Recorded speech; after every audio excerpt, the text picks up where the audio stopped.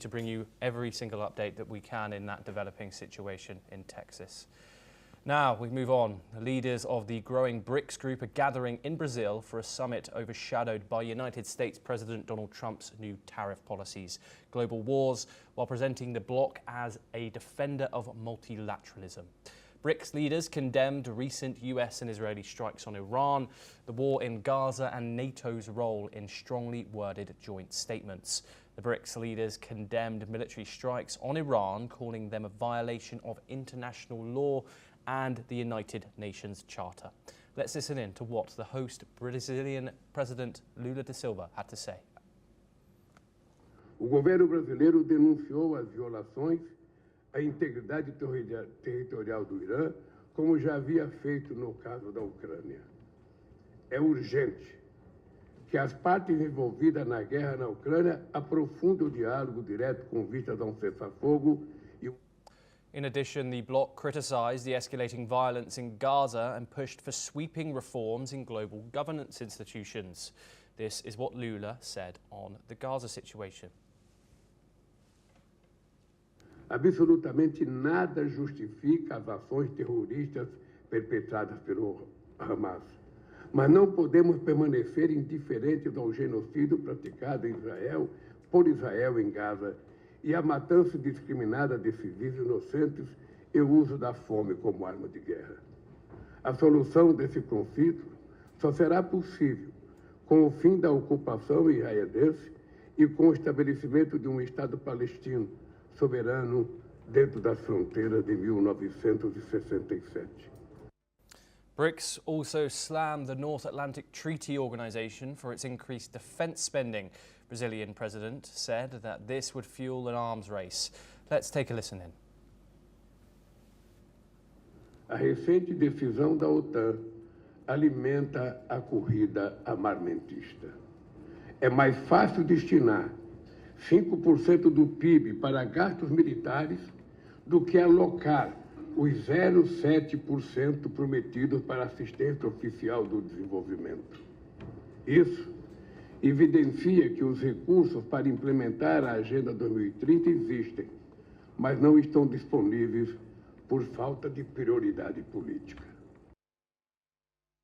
With the G7 and G20 divided, BRICS expansion is offering an alternative diplomatic platform for the Global South, one that is gaining momentum amid growing tensions with the West. We're once again joined by Glenn Grant. He joins us live from Riga, Latvia once again.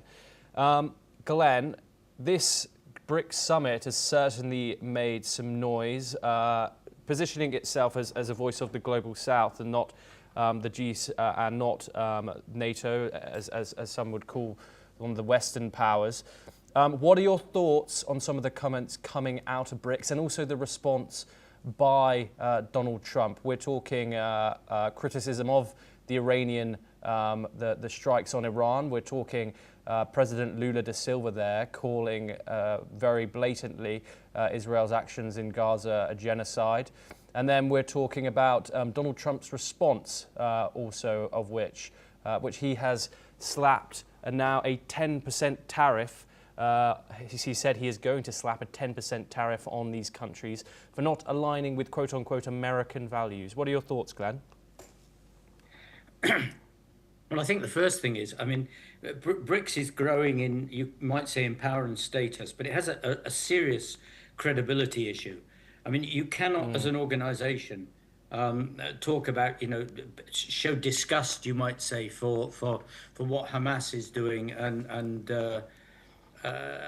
what's going on in the world, if at the same time, inside your membership, you don't mention Ukraine because you have Russia. And you don't mention what Iran is doing because Iran is a member. And I think that the BRICS itself needs to actually to understand that this credibility issue.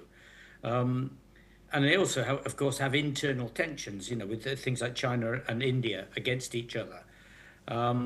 So that's the first thing. I mean, the call, for example, by Putin for, a change from the liberal values, or that the liberal values are dying, doesn't bear any strength of evidence when you actually look at the economies of those liberal countries.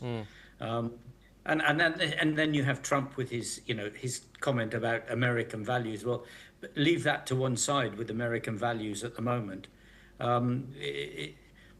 What Trump is doing is what Trump wants to do, and I don't think that we can sort of lump that together with anything to do with BRICS, because Trump is doing this sort of tariff action against everybody. So it's not just against the global south or against the BRICS countries.